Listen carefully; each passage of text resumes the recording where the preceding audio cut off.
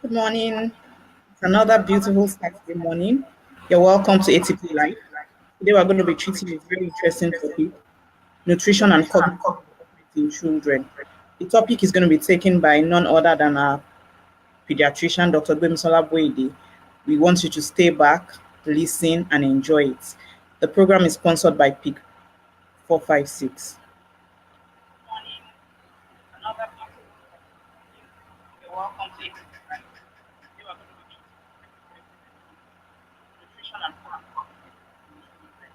The topic is going to be taken by none other than our pediatrician, Dr. Gbemisola Boyede. We want you to stay back, listen, and enjoy it. The program is sponsored by PIC 456.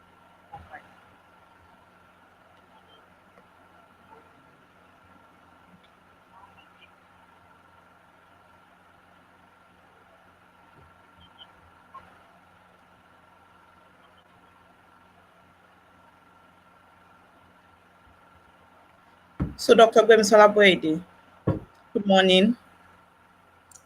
Yeah, good morning, everyone. It's a pleasure to be here this morning, and we're going to discuss something very, very important, and that is the role of nutrition in brain development. And we're so grateful to Prisline Campina, maker of Pick 456, for sponsoring today's program. So, as usual, we'll first give a brief overview of nutrition and the brain, and then you can all ask your questions. And today we really will appreciate if you can keep your questions limited to the topic of discussion, which is the role of nutrition in brain development. So thank you so much for joining us this morning. I'm Gbemisola Boyede. I'm a developmental pediatrician, and so this is one of my own area. So it's something that I need to talk about. And so thank you so much for joining us. We can see those of you that have joined us already. We just encourage you to please share the video so that more people can join us. And after the brief introduction, you can start dropping your questions, and then we'll be happy to answer them. So thank you so much. Yeah. Okay, so should we start with Sola? Yeah, I was going to ask you, what exactly do you mean when you say cognitive development in children and the role of nutrition? You hear, because oftentimes you hear parents say, oh, I want my child to be brilliant. What can he or she eat? So that was what came to mind when I saw this topic. I said, wow, I guess every mother, every father is going to be interested. So we'll need you to shed light on it this morning. Thank you so much, Busola, for asking. I will be showing a little bit of video while we're going on, just to just to illustrate some of the points that I'll be talking about. I'm trying to see which is the best way for my video to show. Yeah, I think this may be better. Okay, so when we talk about brain, the brain is one of the most important organ in the body. Yeah, maybe the heart and the brain. I don't know which one, but maybe I think the brain is the most important organ. I'm sorry, developmental pediatrician, because everything we do, including the function of your heart, everything is being controlled by the brain. And what is so important for us to know is that out of all the organs of the body, the brain is one organ that is not fully formed at birth. So it is an organ that maybe, after delivery, it keeps developing. Most of the other organs are fully formed at birth. So the only thing that happens to them as after the baby has been born is that they get bigger, or they are more efficient in their functioning. But the brain is one of those organs, is I think about the only organ that keeps developing even after delivery. And so what that means is that it's very, very important. And this brain is crucial for every other thing else that we do in life. It is your, and the brain is a very complex organ. It's very, very complex. And it's still developing. I'm trying to use as little medical jargon as possible. But basically, what I want parents to know is that the brain is still developing even after your child has been born, which makes Okay. the brain very vulnerable. In other words, the brain must have the right nutrients, must also have the right environment for it to keep on developing. And the brain is so vulnerable that if the brain doesn't get those nutrients or the right kind of environment for its development, things can go wrong. And unfortunately, the brain is also one organ that once it doesn't develop or something goes wrong, that's the end of it. In other words, even if later on, maybe down the line, you now provide all those nutrients, you now provide all those right environment, the brain, there's nothing, you can't recover what has been lost. And that is why the brain is a very crucial thing. And of course, like Busala, you were saying that most parents want their children to be very bright, you want their children to be very, to do excellently well in life, which is quite good. And that means that we then need to make sure we pay attention to the brain so that the brain of the child will keep on developing properly. And that's the thing, because the brain is, I don't want to go into all the extra thing about the brain developments and all that. That is for medical jargons. But I will just go straight into what does the brain needs in terms of its development for you to uh, for for the right thing to happen to the brain. Okay. Uh, I will just go into that. So there are things that the brain needs for it to really develop properly, and without those, I'm sorry, I think my laptop is good. Okay, so the most important thing that the brain needs is that it must this is one of the pictures I want us to guess. If you don't understand anything, is that 90% of the child's brain happens in the first 5 years of life. So that first 5 years of life is so crucial for brain development. You remember, it starts from the womb, or the brain start developing from like about the third week of, that's when the brain development starts. But it doesn't end there even after the baby was born. In the first 3 years of life, majority of brain development happen, and a little bit more on in the first 5 years of life. And that is why it is important that the brain get all that it needs for it to develop properly. These slides are just showing how the brain develop, but I'm sure most of my parents are not interested in all that. So, but just to tell us that these are the various processes by which the brain develop. And after the brain has developed as well, there are also some what we call myelination, some complex things that are going on. Now, let's talk about what are the things that will affect brain development. Okay. So your child becoming very brilliant and all that has to do with so many things. Number one, there's genetics. So that's why you see that parents that are very brilliant, especially from the mother side, tend to have very brilliant children. Yeah, but that's not the only thing, but it also requires the environment as well. So even if you have the best genetic composition for you to be a brilliant person, but if that child, maybe for whatever reason, didn't get the right nutrition, didn't get the right environment, for that brain to develop, or that child suffer an insult to the brain. For example, if the mother is taking alcohol during pregnancy, which can affect the child's brain, then despite the fact that genetically there's room for that brain to be, I mean, for the child to be the one of the best brain and all that, then that will be affected. The child's brain may not actually achieve its potential. Okay. And also the right environment. And this is where stimulation comes in. And that is why you see some children, if they are born somewhere and they are taken to another environment, people have done research like that. They take twins.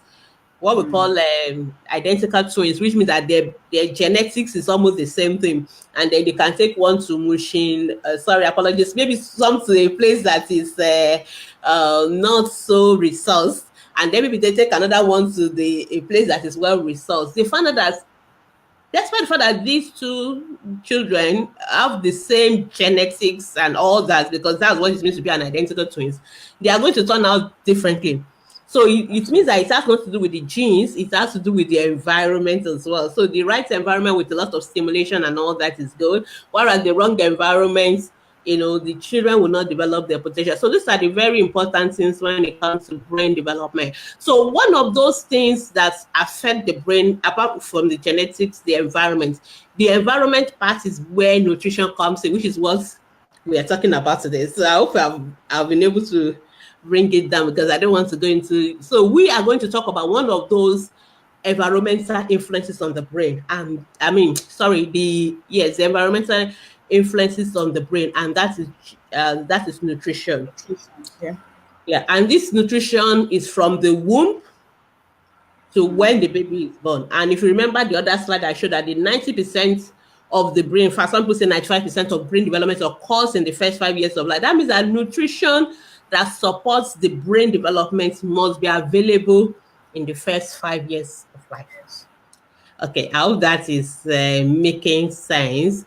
And now I will not go into genetics. So let's talk about the environment. And so when we talk about environment, when the right critical nutrients, if they are not available when they need to be available, then things can happen to the brain. And remember what I said, that the brain, once it suffers insult or injury, or it doesn't get the right thing, even if you now bring it later on, you may not be able to recover. In other words, so it is not enough for the nutrients to be there, they have to be there at the right time. I'll give you a very practical example. All of us know folic acid. Yeah. You know folic acid? Yeah, we do. The one pregnant women take. Exactly. Do you know why it's important for you to take folic acid? Because folic acid is one of those nutrients needed for the brain to develop. Now, that folic acid is very essential in the first 8 weeks of pregnancy. Now, most mothers don't realize they're even pregnant in the first 8 weeks.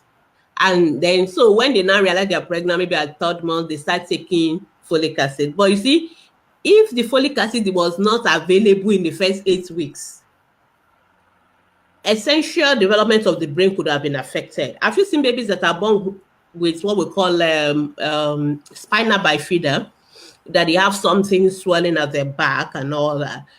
Like I'm sure maybe I'll have a picture down the line. Most of those babies, what happened was that folic acid was actually absent.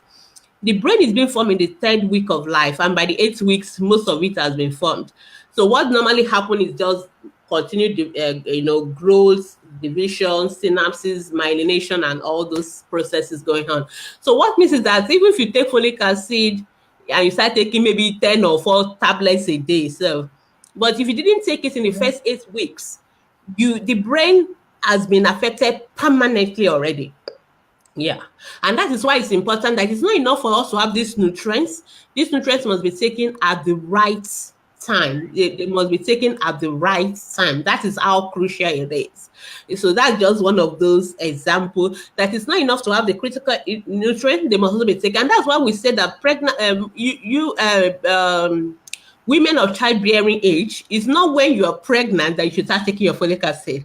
As long as a woman of a childbearing age, you are married, you are having sexual intercourse, you can get pregnant, you should be taking folic acid every day, because you don't know when you're going to get pregnant. And like I always make a joke whenever I give this presentation, that in Nigeria, we don't plan for pregnancy. Pregnancy just follows.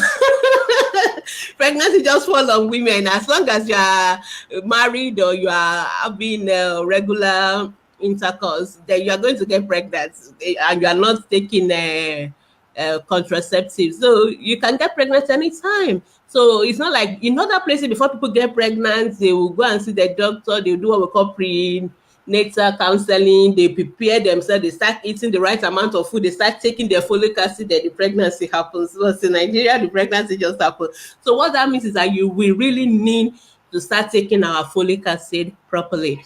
So that's just an example of how it's important that the brain is in the right environment. And that's what I'm going to be talking about, especially talking about the environment of nutrition.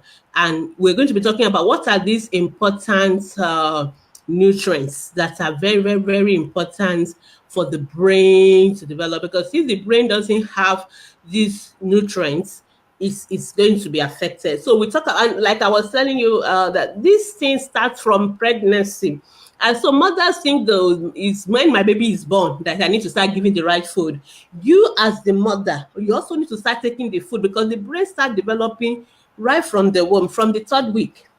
And like I just gave an example of folic acid. So if the mother doesn't take folic acid, there are some permanent damage to the brain in that third week. There's closures that something that need to close and all that. If the folic acid is not there, there will be no closure. Then those babies will be born with what we call brain abnormalities. Wow. That is it. And there are some nutrients that you need to avoid as a pregnant mother as well, because if you take too much of, for example, vitamin A, it could also affect brain development. So the adequate environment must be present, and there are things, nutrition that you need to avoid. So if you're a pregnant mother, there's no safe amount of alcohol for children's brain. So babies that their mothers take alcohol when they're pregnant have what we call fetal alcohol syndrome. Those babies who have delayed development, some behavioral issues when they are born. And that is why, as part of your nutrition as a pregnant mother, you don't want to take alcohol. And people keep saying, okay, a little bit. There is no safe level. We've already established that right now. So this nutrition starts from the pregnancy and continue on in the first 5 years of life of the baby. I'm looking for that part of my slides that actually talk about which nutrition and how this nutrition can affect the baby. Yes. So this is for my audience this morning. Sorry, I'll just quickly take it back. I want to talk about what are these essential nutrients for brain development. I think that's the most important thing for us to know, so that we make sure that we expose our babies to these essential nutrients for brain development. Yeah. So I've talked about mothers. So a mother should have the rights. The most important thing for mothers is you need to eat well, good nutrition. You must have good folic acid, very important. Iron, very important. That's one of the reasons why they give you all those things. I know there are some others that will say, I don't take I can't take drugs during pregnancy and all that because of the nausea and all that. But it's the reason why it's important for you to take all these things. It's not because of you, but because of the baby growing up inside you. I think we just pause a little and take our sponsorship, our sponsors message.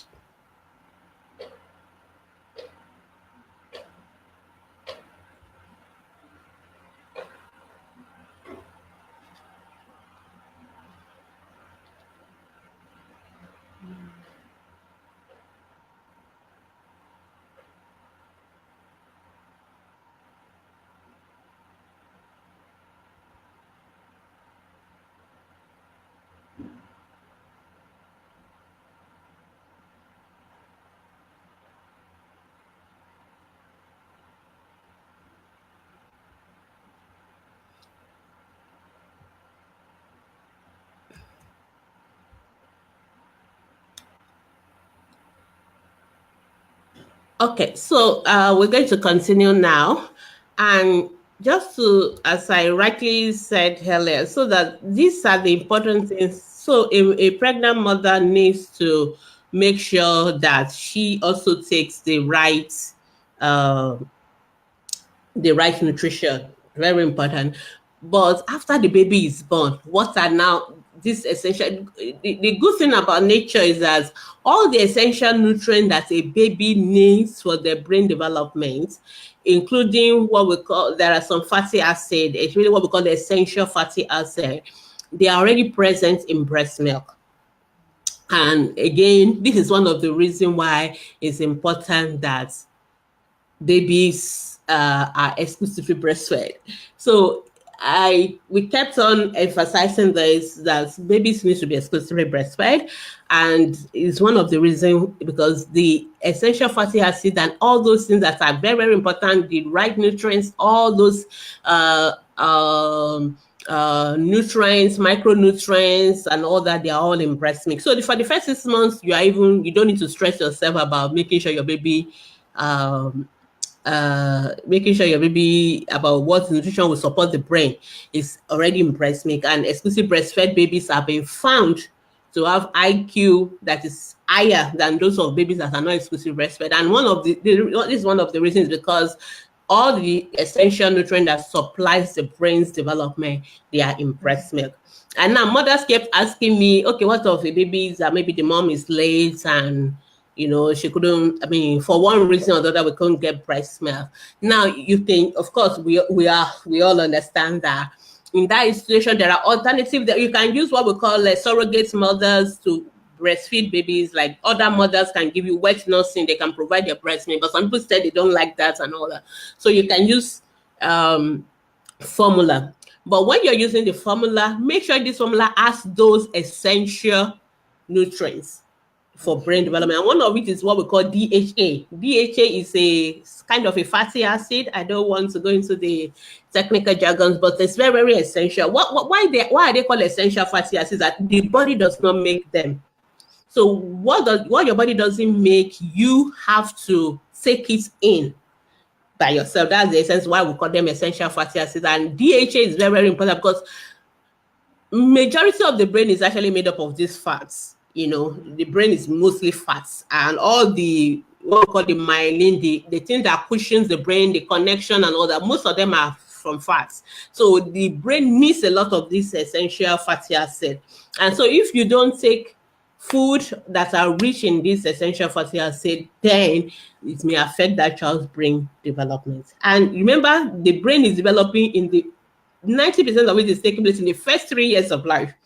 Maybe 95% in the first 5 years of life. So you must make sure that the baby is having these nutrients in this very crucial first 5 years of life, or else that baby, even after 5 years, you now give the baby all these nutrients. The brain, we say time gone, brain gone. In other words, if you don't give it at the right time, that's the end of it. So that's what we're really talking about today. And so there are milk that have this DHA, there are formula. So one of the things you look out for when you're buying formula, if for any reason you couldn't give your baby breast milk, maybe mom is late or whatever happened, you must look for formula that contains DHA, that contains things that will help with the brain development. I really want to round up so that I can take questions. So we have the DHA, we have the arachidonic acid. These are very, very important nutrient for brain development. We have iron. Iron is not about blood. When people talk about iron, they call it blood tonic. It is not just about blood tonic. It's even more important for the brain. So, and one of the reasons why some children go to school and they have difficulty with attention, they can't pay attention, they can't learn, is because they have iron deficiency. And goodly enough, most babies have iron from their mother's breast, but after the first 6 months, you need to make sure you give food that are rich in iron. In fact, there's a time where we're beginning to think about giving iron supplements to baby, because sometimes we're not sure. And this is why I'm going to sign one to us, those of us in Nigeria, because most of us, what do we win our baby on? What do we start as complementary food? So, Salah, what did Nigerian mother give as complementary? Pap. Pap only, and that's it. Now, pap is what? Carbohydrates. Wow. Some are even, some will give a little bit of milk. And sometimes what make people give, so that you can bear when people will ask us whether they can have our milk. I don't want to mention any name. So people give the adults kind of milk to the pap. You understand? Now, this type of meat because they are made for adults. You as an adult, your brain is already developed. Your brain is not growing again. That is why it's so difficult for you to learn new skills. Do you know that it's easier for a child to learn new language?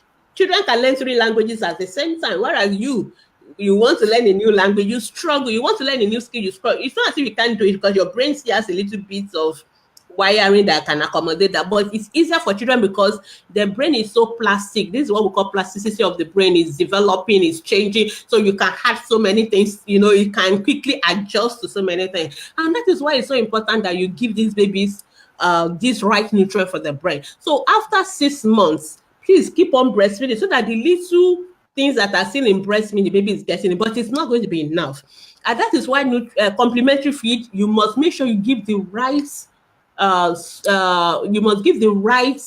kind of food that contains this essential nutrient that I'm showing you on the screen for us to make sure our brain. So whatever milk you must be giving to a baby who is now on complementary food must have these essential things, must have DHA.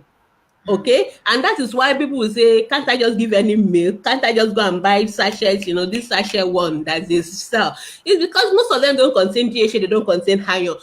That is why we say give milk that is appropriate for the age of the child. The reason why we say that is not because of this thing, it's because we want the babies to have access to this essential. So when I talk about nutrition is not about food. It's not just about eating. It's also about the brain development. So don't just think like their tummy be full. I mean, what's he selling to you, right? No, so that the tummy is full and the mothers think they are fine. Once you give pap and they're full of no, it is not enough for the tummy to be full. It must be the right kind of nutrient because the baby is growing and it must have nutrients for the brain to grow. So there must be DHA, there must be iron. So pap and all those doesn't contain iron. So iron comes from things like meats, things like some other like animal protein, basically, those are the things that are really rich in iron, and you must give them. Some other veggies also have some little iron and things like that. And if you're not sure you're giving enough iron, you may really want to you may want to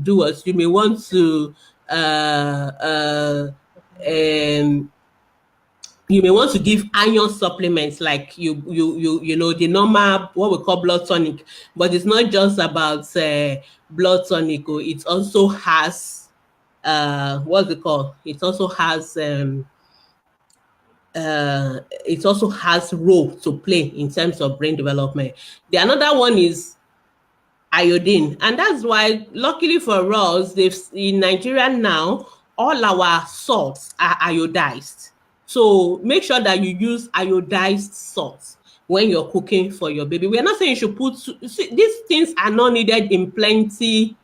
They are not needed in plenty quantity. It's just a little because they are what we call micronutrients. Your baby still need the normal nutrients, the normal carbohydrate, the normal protein, but these are essential nutrients specifically needed for brain. So there are people that live in places where they are landlocked and they have a lot of iodine deficiency, and those children will be they have what we call intellectual disability, because when you don't get iodine to the brain, the children can develop hypothyroidism, and one of the features of hypothyroidism is also that the intellectual disability, also zinc and all that. So these are essential nutrients for the brain, and it's important that, especially in the first 5 years of life, that we get it right. If we don't get it right, then we're going to have thiamine is just one of the B vitamins. That's why sometimes it is important to. So I'm going to end it, and just before we start taking questions, to end it here by saying, what are the things that we need to do? Number one, how to maximize the brain of your child. Number one, you as a breastfeeding mother, you as a mother, before you get pregnant, please take your folic acid. Very important. Start taking it before you are pregnant, because as a Nigerian mother, I'm sure you don't plan for pregnancy. And before you know you are pregnant, the brain has gone. I mean, the brain has been developed already, and taking folic acid after the spinal bifida has happened is not going to change anything. So please start taking it. Two, I will not be tired of telling you about breastfeeding. It is not just about food, it's about your baby's brain development. You can also go and do more research. So breastfeeding is very, very important. And then after, when your baby starts complementary foods, make sure that you make sure they have all these things. We've talked about essential nutrient for brain development. Apart from the normal carbohydrates, protein, which are good, which are basic things, which most of us give anyway, the all those essential fatty acid is very crucial. You must make sure you give it to your children, and that's one thing we need to make sure that we do. And the iodine, the iron, the zinc, you must make sure that whatever food you're giving to your children contain these nutrients. They don't need them in plenty quantity, but the little they need is very important. And remember that the first 5 years of life is the most crucial time for brain development. And anything goes wrong during this period, we may not be able to recover the brain. We may not be able to recover the brain. So nutrition is very important for the brain. And if the child is also not eating generally, the child has malnutrition, it will also affect the brain. The same way all the organs of the body is affected, the brain is affected as well. And unfortunately, the brain is one organ that once it suffers any insults, it doesn't tend to recover like the other. Even other parts of the body may recover. Maybe when you start giving food, the child will get bigger and hard weights, but the child's brain may not be back. So that's why it's important that we have the right nutrition. So I think I've taken a lot of time talking. So we will now have time for questions and answers. And if you have questions about nutrition in children, you can ask us now. Okay. So there's a question here from Arogunade Rachel. Good morning, doctor, and thank you for all your encouragement so far. My question is, can NAN2 be combined with Cerelac to feed a 6-month-old baby, or should it be given separately? Okay, thank you so much. So basically, how old is your baby? 6 months. So you are starting complementary food. Yes, you can give cereals. I will say you should read the instruction on the cereals themselves. We try not to talk about brands and stuff like that. Read the instruction on what the manufacturer has said. I know that some manufacturers will say they already added milk to their cereal, so you don't need to add milk. But if they say add milk, there are some cereal makers who have not added anything. So who will recommend that you add milk? So read the instruction and make sure that you follow whatever instruction they give. But I also want to quickly say that we don't really need to give store-bought cereal. No, it's not essential. You can make some of these things in your own kitchen. You can. But if you are really sure that you don't have all the you are not able to do them, or you're not sure, fine, and you have all the money anyway, you can buy some of them and use them. But the most important thing is that we should start developing this habit of checking what are the contents of what we're giving our children. Because most mothers, they just buy them because, oh, my friend said it's good, I like it, or the children like the taste. Beyond that, from now on, I want you as a parent to start developing this consciousness of checking what are the contents of whatever thing you're giving your children, and making sure that they have things that support brain development. So that's one thing that really needs for you to get.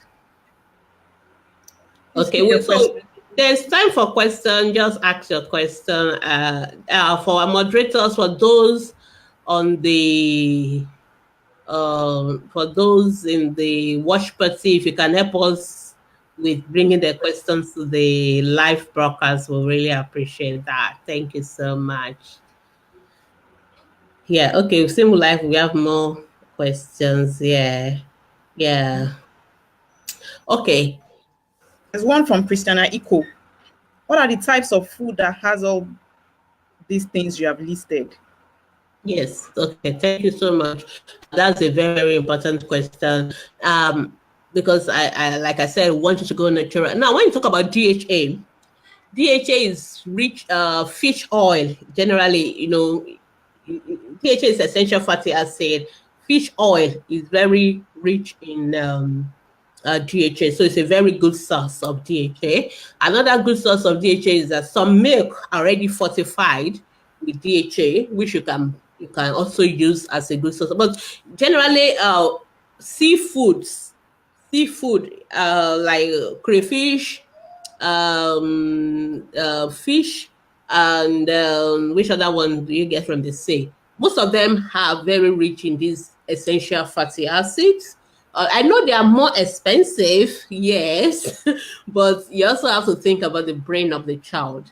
So it's important, and there's an amount that the children must take every day. So it's not just like you take it once a week or once in a month. You have to take it them like regularly, and that's one of the reasons why we say, even though as a Nigerian mom you're doing pap, you need to make sure you add things to the pap. Okay, so you add things to the pap, and you can blend your crayfish, for example, and add it to the pap. It doesn't have to be plenty, just like you add it to the pap. So that way you are already fortifying it. You can do fish oil, the normal fish, all the some of our fish like salmon, like titles and all that. When you're making, you can do your porridge and mince all those fish into it.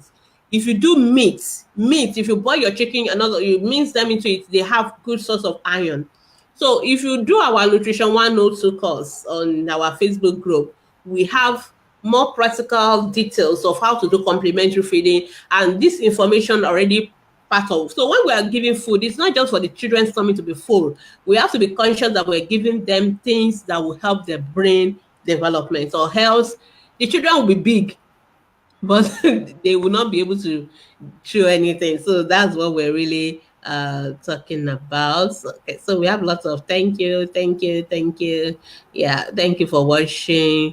Okay, we've answered this one. Okay, somebody is asking another question. So my child is 18 months old and he cannot chew anything, even banana. I have to mash it before giving it to him. Is it normal? There's nothing abnormal about it as well. So it depends on the teeth.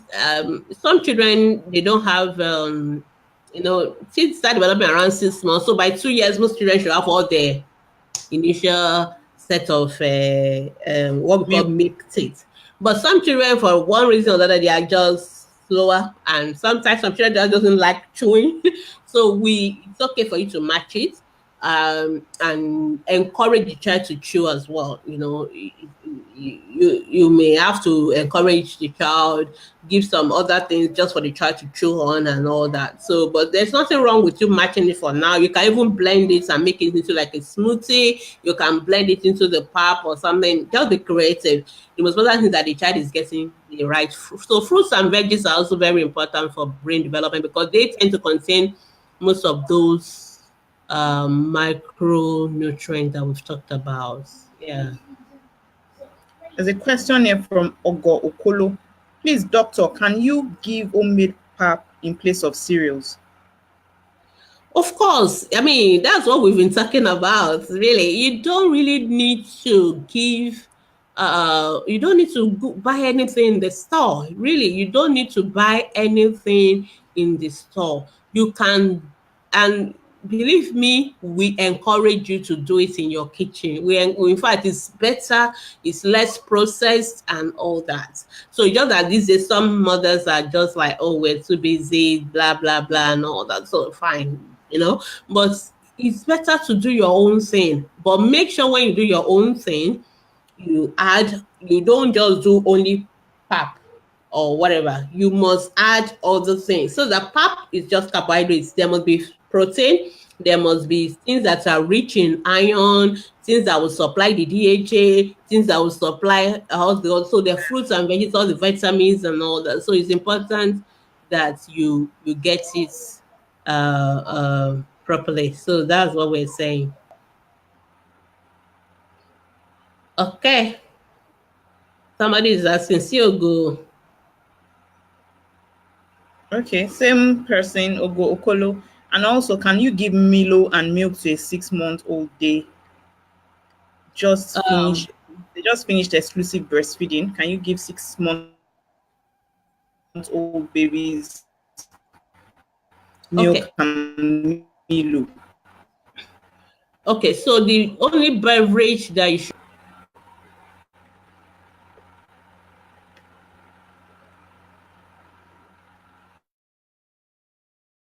sorry, I refreshed. The only beverage that you should give to any child below 1 year is water. Water or milk. Never whatever chocolate beverage you're mentioning. So we don't recommend it. So a 6 month old baby should be given other food, breast milk. You can keep breastfeeding. You can give other age appropriate milk. And I've really explained to you today why you need to give age appropriate milk, because those milk are produced by most of the manufacturers. If you check the content anyway, to contain those nutrients that are good for brain development, which you as an adult may not necessarily need. So they may not add it to your own milk. But for the children, the formulas that are made for children, because we know that children are growing, they're developing, so they need to have those things to those milk. And you must also check that there's DHA, check there's iron, check that those things. Make effort to always read the labels. But we don't recommend teas and other beverages before 1 year. We don't recommend it. So please don't give. Ibrahim Aisha is asking, good morning, doctor. Can I include groundnut paste when making my baby's pap?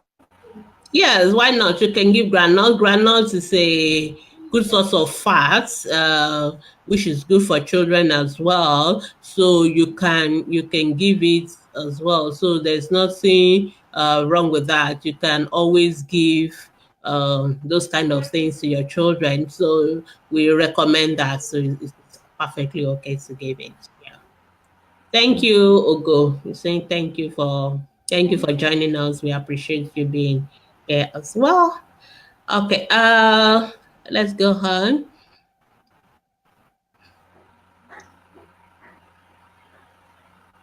Esther Aragbada Nusi. Good morning, doctor. Please, which kind of milk is best for an 18-month-old baby?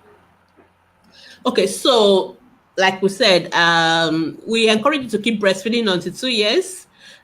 Even though, of course, your breast milk may not be enough, so your baby still need other source of milk at that time. And so, what I would say, as usual, we don't recommend any particular milk.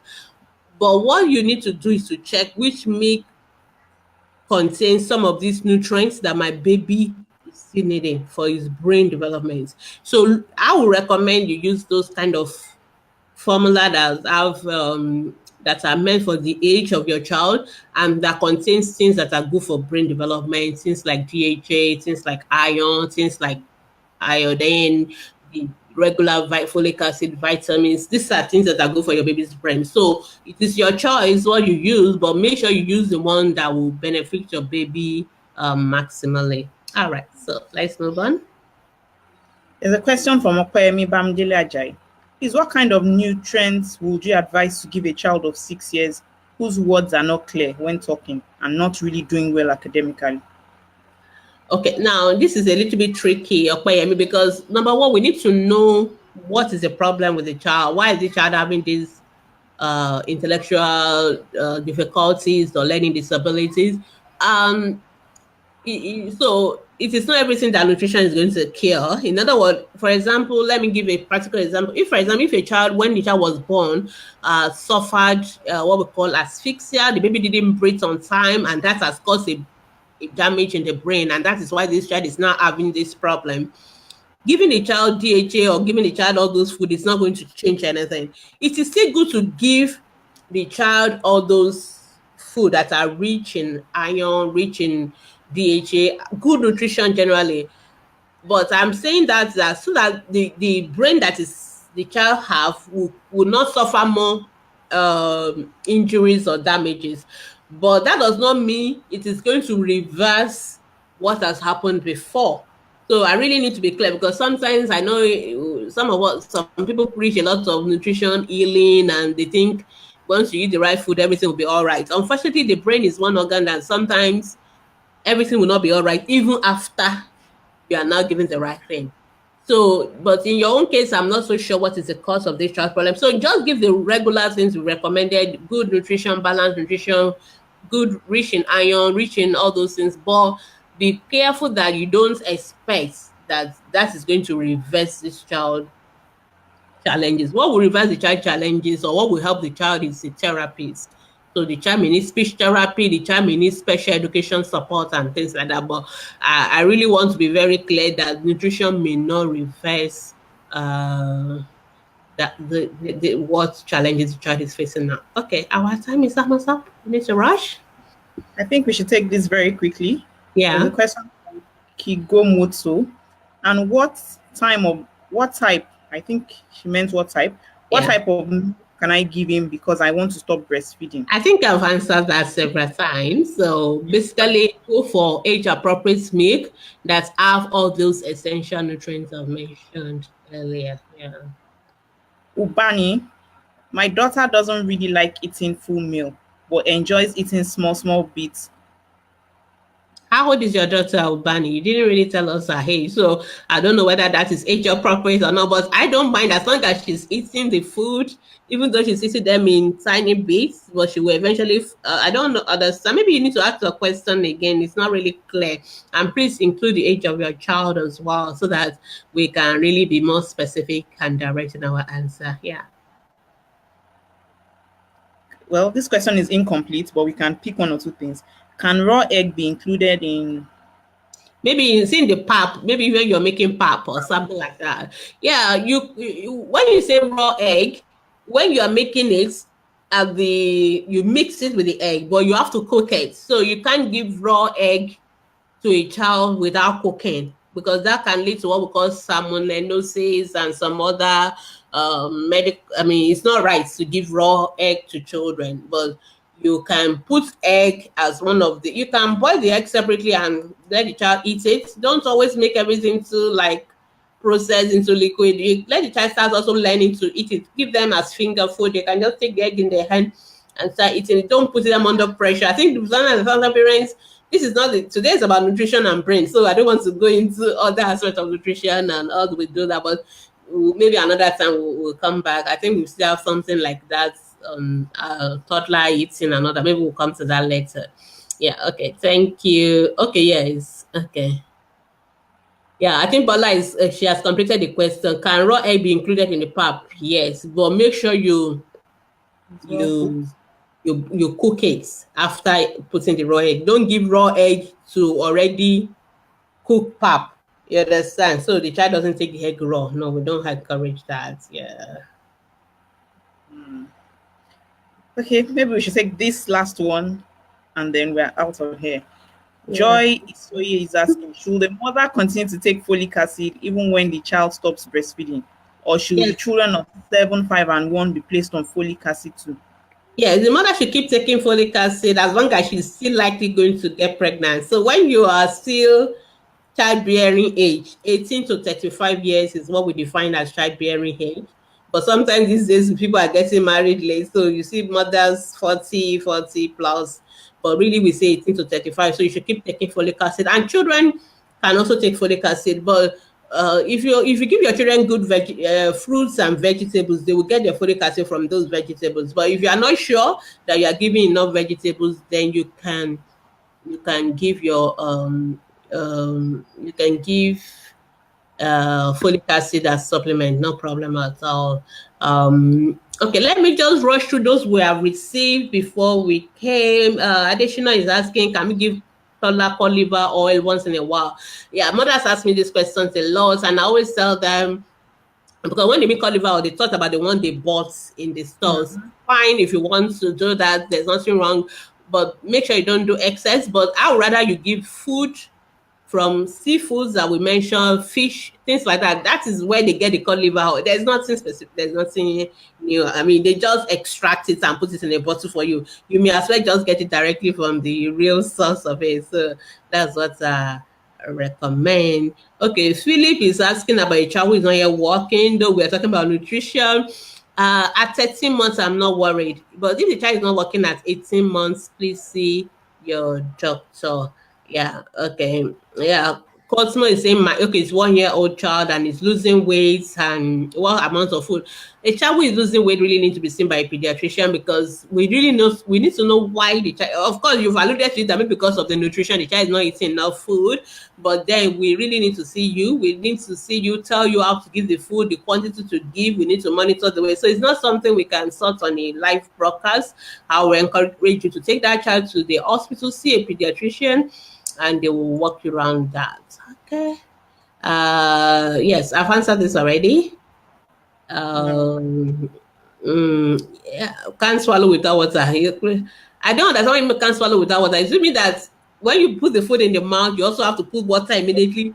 Or when the child will swallow first, then the child needs to take water. I'm not sure. Chimamaka, if you can see, send that question again and clarify what you mean the child can't swallow without water. There's nothing wrong with child taking water anyway. I mean, some children have it, it's an habit. They just want to take one spoon of food and one drink of water. It's okay as long as they don't drink too much water that there's no food in their tummy. So that's fine. Yeah, children can take folic acid, but like I said, veggies is better as a source of folic acid. Yeah, yes.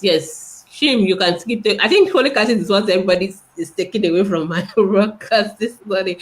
Everybody can take folic acid. I also take folic acid myself. Though I'm no longer of childbearing age anyway. So, but it's okay. It's good for blood. Yeah. Okay. Chiamaka is asking me, you need to put water before you can swallow. And you, what do you mean by put water? So you mean we put water in the same spoon of pap or what? I'm really very curious about your child's. But sounds to me like this child just sees as something like an habit he has picked up, which you may just gradually kind of wane him off. You start reducing the water gradually and all that. Because I'm assuming that if the child takes so much water, then the child will likely